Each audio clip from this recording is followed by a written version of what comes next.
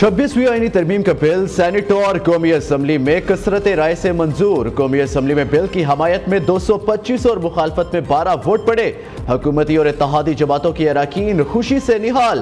तहरीक इंसाफ का वाकआउट। इससे कबल सेनेट ने भी आईनी तरमीम 2/3 अक्सरियत से मंजूर की। आईनी तरमीम के हक में 65, मुखालफत में 4 वोट आए। आईनी तरमीम की हतमी मंजूरी का मरहला भी शुरू। वज़ीर आज़म ने 26वीं आईनी तरमीम की एडवाइस तौसीक के लिए सदर मुमलिकत को भिजवा दी। सदर जरदारी के दस्तखत के बाद 26वीं आईनी तरमीम बाज़ाब्ता इनका हिस्सा बन जाएगी। ऐवान सदर में बिल पर दस्तखत की तकरीब आज होगी।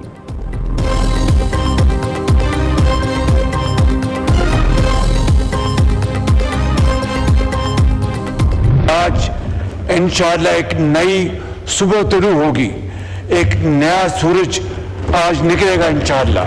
जो एक मालाती साजिश हुआ करती थी और जिसके ज़रिए हुकूमतों को घर भिजवाया जाता था, जिसके ज़रिए वज़ीर आज़म को उनकी छुट्टी कराई जाती थी, रेकोडेक कार के, जिससे कि पाकिस्तान के ख़जाने को अरबों डॉलर के नुकसान हुए। अल्हम्दुलिल्लाह आज वो चार्टर ऑफ डेमोक्रेसी जो कि 2006 में लंदन में जिसके ऊपर दस्तखत हुए शहीद मोहतरमा बेनज़ीर भुट्टो और मेरे कायद मियाँ मोहम्मद नवाज शरीफ के दरमियान, और उसके बाद हज़रत मौलाना ने भी उसके ऊपर अपना तस्दीक की और दूसरी पार्टियों ने भी, आज वो अधूरा ख्वाब आज वो पाया तकमील तक पहुंचा।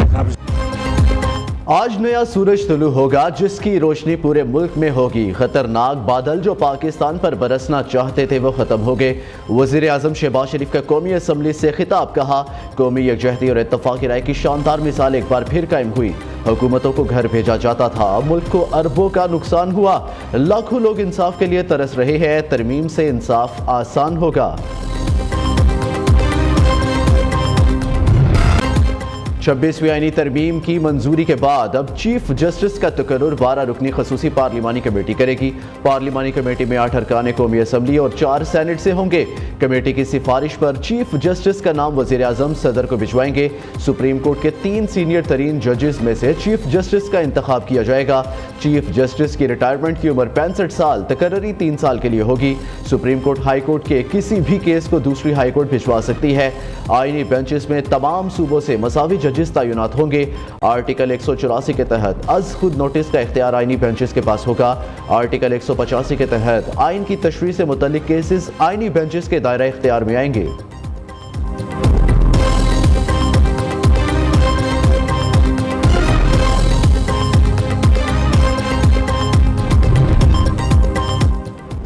मुसाबकती कमीशन से मुतालिक हाई कोर्ट के फैसले के खिलाफ अपील पर समाअत। दौरान समाअत जस्टिस मंसूर अली शाह का आईनी बेंच का तज़किरा। पूछा, क्या ये केस अब आईनी बेंच में जाएगा या हम भी सुन सकते हैं? अब लगता है ये सवाल सुप्रीम कोर्ट में हर रोज उठेगा कि केस आम बेंच सुनेगा या आईनी बेंच सुनेगा।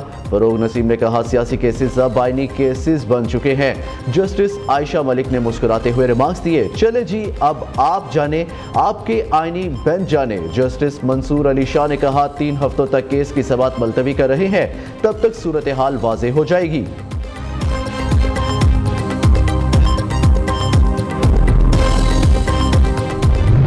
जमहूरी दौर को हम जरा देख ले, 2008 से लेके 13 तक, 2013 से लेके 2018 तक अचानक अदालत को जमहूरियत याद आती है।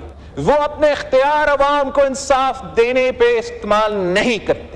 उन्होंने अपना इख्तियार एक के बाद एक वजीर आजम को फारिग करने में इस्तेमाल किए। हमारे अपोजिशन के दोस्त काला सांप की बात कर रहे हैं।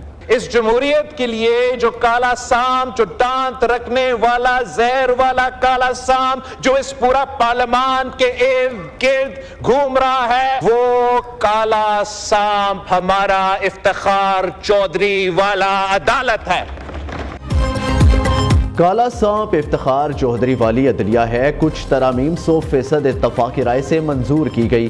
بلاول بھٹو زرداری کا قومی اسمبلی اجلاس سے خطاب، کہا ایک وزیر اعظم کو خط نہ لکھنے پر فارغ کر دیا گیا، دوسرے کو بیٹے سے تنخواہ نہ لینے پر گھر بھیجا گیا، مشرف کے دور میں پی سی او پر حلف لیا گیا، ریکوڈک کیس کی وجہ سے ملک کو بہت نقصان ہوا۔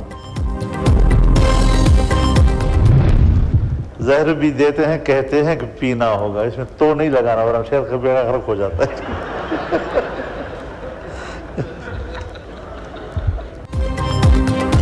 ایک جج سے حکمران، دوسرے سے اپوزیشن گھبرا رہی ہے، جھگڑا شخصیات کا ہے۔ مولانا فضل الرحمان کا قومی اسمبلی اجلاس سے خطاب، کہا آئینی ترمیم کو شخصیات کے تنازع میں یرغمال نہ بنایا جائے، عدالتی نظام کو ٹھیک کیا جائے۔ آئینی ترمیم کے لیے کاوشوں میں تحریک انصاف بھی میرے ساتھ ساتھ رہی، کوئی قاعدے قانون کے تحت جلسے کرتا ہے تو اسے اجازت ہونی چاہیے۔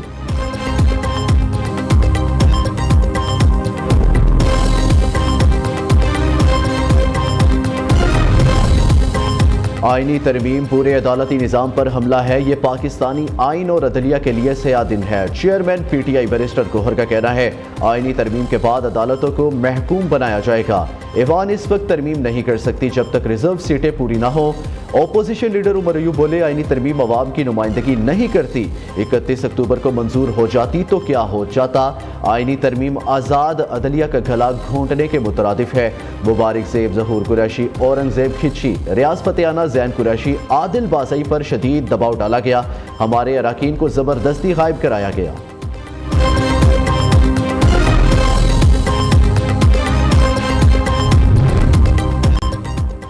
پی ٹی آئی کے ایم این اے زین قریشی کا ویڈیو پیغام سامنے آ گیا، کہا میں خود خیبر پختونخوا میں روپوش ہو گیا تھا، میں نے اپنے والد شاہ محمود قریشی کے کہنے پر روپوشی اختیار کی، پارٹی میں والد اور میرے کردار کو روندا جا رہا ہے، حلقے کی عوام میرے خلاف جاری پروپیگنڈے پر یقین مت کریں، مجھ پر دباؤ ڈالنے کے لیے میری بیوی کو اٹھایا گیا۔ قوم 47 کے حکمرانوں نے آئینی ترمیم کر دی، 26ویں آئینی ترمیم سے آئین کی روح متاثر ہو گئی۔ امیر جماعت اسلامی حافظ نعیم الرحمان کی نیوز کانفرنس، کہا یہ کارروائی عدلیہ پر قبضہ جمانے کے لیے کافی عرصے سے جاری تھی، افسوس اس بات کا ہے کل بھٹو کے نواسے نے بھی آئین کی روح کو متاثر کیا، ترمیم نے پاکستان کی جمہوری اور عدالتی سیاباب میں اضافہ کیا، چیف جسٹس کے تقرر کا معاملہ پارلیمانی کمیٹی اور وزیر اعظم کے ہاتھ میں دینا افسوسناک ہے۔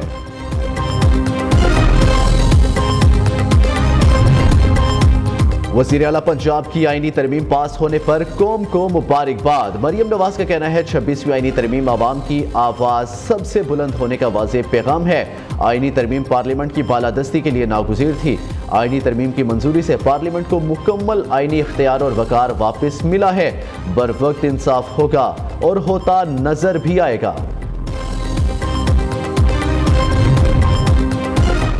آئینی ترمیم کے لیے انتھک محنت کرنے پر شرجیل میمن کا بلاول بھٹو کو خراج تحسین، سینئر وزیر سندھ کا کہنا ہے آئینی ترمیم کا مقصد قوم کو متحد اور وفاق کو مضبوط کرنا ہے، تمام سیاسی قوتوں کو اس کے پیچھے متحد ہونا چاہیے، پی ٹی آئی بھی تقسیم کی سیاست ترک کر کے قوم کی فلاح کے لیے آئینی ترمیم کی حمایت کا اعلان کرے۔ آئینی ترمیم کی منظوری پر جمہوریت پسند خوش، آمریت پسند سیخ پا، وزیر اطلاعات پنجاب عثمان بخاری کا کہنا ہے ججز اور ان کی فیملیز کے خلاف کردار کشی مہم چلانے والے آج عدلیہ کے ہمدرد بن رہے ہیں، تحریک انصاف سیاسی جماعت نہیں، سیاسی یتیموں کا گروہ بن چکا، پی ٹی آئی نے اپنی گندی سیاست کے لیے پہلے طلبہ کو اشتعال دلایا، اب وکلاء سے باہر نکلنے کی اپیلیں کر رہی ہے۔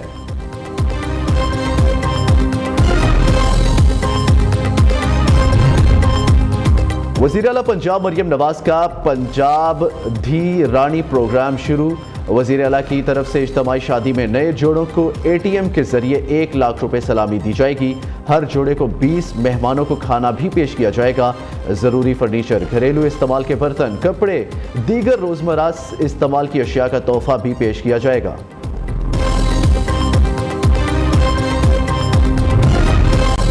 تحریک انصاف کے رہنماؤں کے خلاف لانگ مارچ توڑ پھوڑ کیس، انسداد دہشت گردی عدالت اسلام آباد نے وزیر اعلیٰ خیبر پختونخوا علی امین گنڈاپور کو اشتہاری قرار دینے کی کارروائی شروع کر دی۔ علی امین گنڈاپور کی مسلسل عدم پیشی پر عدالت ناقابل ضمانت وارنٹ گرفتاری جاری کر رکھے تھے۔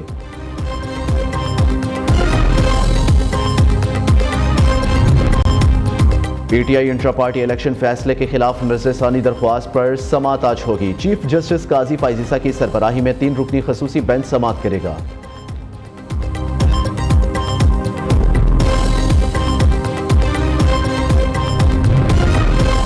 اڈیالہ جیل میں ملاقاتوں پر پابندی میں مزید توسیع کر دی گئی۔ ذرائع کے مطابق اڈیالہ جیل میں ملاقاتوں پر پابندی تاحکم ثانی رہے گی۔ جیل میں ملاقاتوں پر پابندی میں توسیع پنجاب حکومت نے سیکیورٹی وجوہات پر کی ہے۔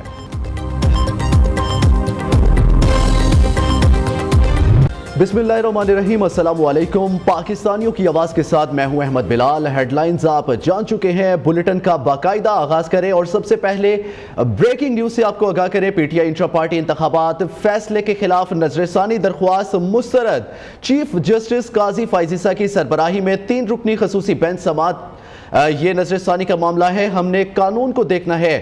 چیف جسٹس کا حامد خان سے مکالمہ، آپ نے اس پوائنٹ کو پہلے کیوں نہیں اٹھایا؟ چیف جسٹس کا حامد خان سے استفسار، ریمارکس دیے، ہم کوئی ایسا فیصلہ نہیں دیکھیں گے جس پر نظر ثانی زیر التوا ہے۔ جسٹس مسرت ہلالی نے کہا، ایک جماعت انٹرا پارٹی انتخابات کروانے میں کیوں تاخیر کر رہی ہے؟ حامد خان نے دلائل دیے، میں موجودہ بینچ کے سامنے دلائل دینا ہی نہیں چاہتا، کیس کے لیے نیا بینچ بنے گا تو دلائل دوں گا۔